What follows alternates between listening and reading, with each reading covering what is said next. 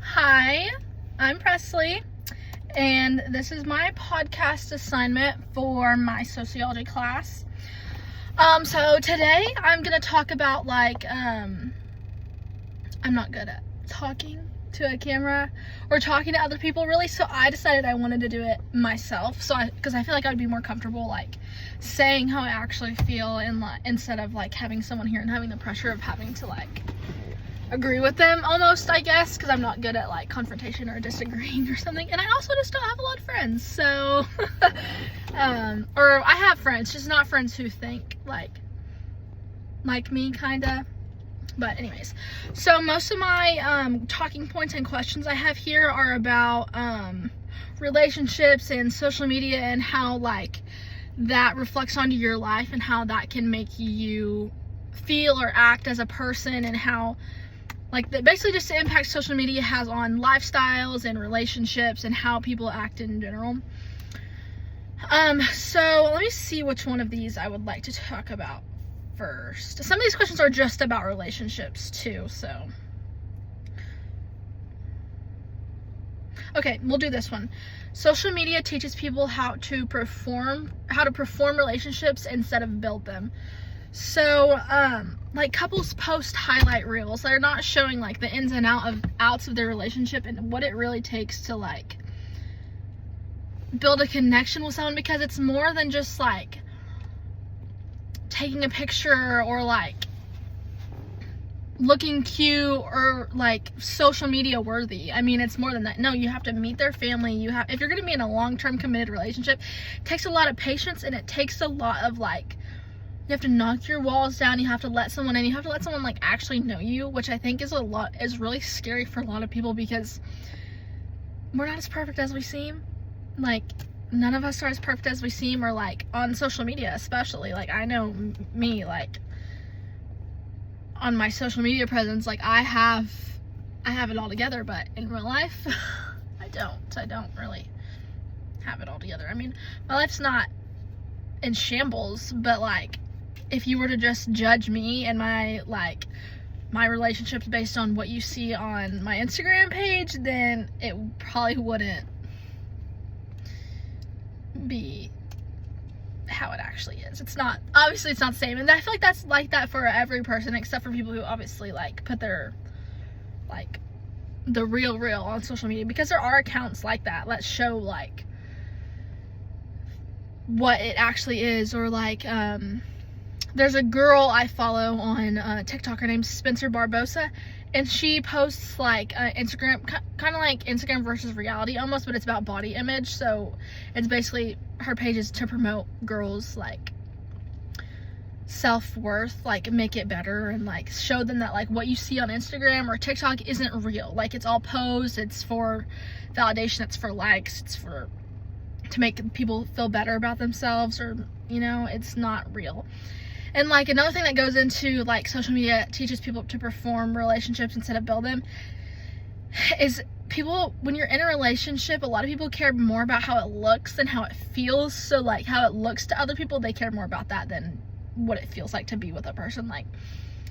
I know people who haven't broken up with people because they're oh, but people are gonna think this, and it's no, you're with someone because you love them. You're not with someone because of how y'all look together, or the standard of y'all's I guess the, not standard, but outside looking in, what people see, it's picture perfect, and then if y'all break up, then it's well, what happened there? Let me see what else I have on here. I guess that kind of falls into this next point. It's, why do we sometimes chase people who treat us worse? And I feel, okay, that doesn't have a lot to do with social media, but I feel it also, that's also another point I have on here, is how does the way we grow up shape who we date or become friends with? And people take for example, girls are most likely to date people who are their dad. So if your dad is a super nice guy, super outgoing, just a manly guy, likes to build. That's what guys do, right? They build stuff. That's what they're for. like, if your dad is like that, then you're gonna date another guy that's like that. And then attachment styles also, I mean, I guess that goes with, like, girls are more likely to date someone that's like their dad. But why do we sometimes chase people who treat us worse? And I think a lot of people do it to prove themselves, to be like, no, I can change him, I can change him, I can change him. But, like, that's a sad reality, but it is true. Like, my friends, like, have been with people who are, like, terrible to them, but they're like, I love him and I want to change him and I want him to be better for me. And it sucks because, like, even in my personal life, like, I've dated someone who is like, I want him to change, like, I love him and he tells me he loves me, so it has to be true. But it's like, no, girl, like, do you remember what your dad was like when you were little? Like, you like, it's showing now, like, it really is. Trauma bonds too, like, when you go, like, that's when, like, when you go through something with someone, it's like you want to stick it out with them for, like, as long as you can, because you're like, oh, I went through so much with this person, like, I want them to,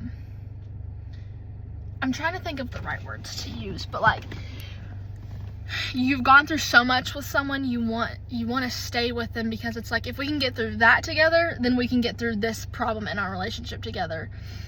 And that sucks, because it's hard to get out of after you're trauma bonded with someone. It's very difficult.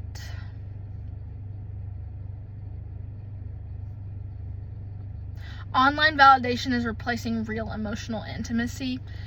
A like feels easier than an actual conversation. People get dopamine from attention, not connection, and makes real relationships feel less exciting, which that's like when you get, like, a DM from someone on Instagram, it's like, oh my gosh, like, he texted me and he is so cute, like, look at his Instagram, but you don't know how that person actually is. Like if he saw you in real life, would he have the confidence or, like, the drive to want to come up and talk to you? I don't know. Or is he just hiding behind a screen? You don't know. And I think, like, in general, social media affects relationships so much because it's all fake. Like, it says dopamine, like, likes and comparing and see who has this many followers, and I wake up and I have this many followers this day and this many followers that day, and then, oh, my friends don't like me, so they're gonna unfollow me on social media. And it really affects relationships because it's not real. It's Instagram, literally Instagram versus reality. Like, online face-to-face connections are way different than me texting my friend. Like, I can't tell the tone of my friend's text through Snapchat. I can see where she's going, but, like, I don't, like, know what's actually happening. Like, say, like, two of my friends are together and I can see their location together on Snapchat or whatever, then I'm like, oh, like, why didn't they ask me to hang out? I don't actually know what's happening. Like, it's what's ruining relationships, because, like, oh, I feel like I'm being left out, but you're not, because you don't know. Like, they could just happen to be at the same place. Or, like, like, your friends unfollowing you on social media. It's really, it's hard because I never lived, like, without social media, but I can just tell from, like, what my parents tell me and everything, like, it's not normal for your friend to be mad at you and then they unfollow you on social media. Like, that's not, you're supposed to have, like, real conversations and get through things. And whether it's friendships, relationships, families, it just makes it hard, because social media makes it hard because it's you can tell if someone's mad at you with a quick click of a button, or it's easier to send a text than to say something to someone's face. It literally it can destroy relationships, it can break them, it can make them look like something they're not. And all in all, it can be toxic if it's not used in a healthy way for relationships. That was my podcast. I feel like I kind of rambled a little bit, but I wanted to keep it real and, like, say, I have all these talking points written down and stuff, obviously, but I wanted to keep it real and just, like,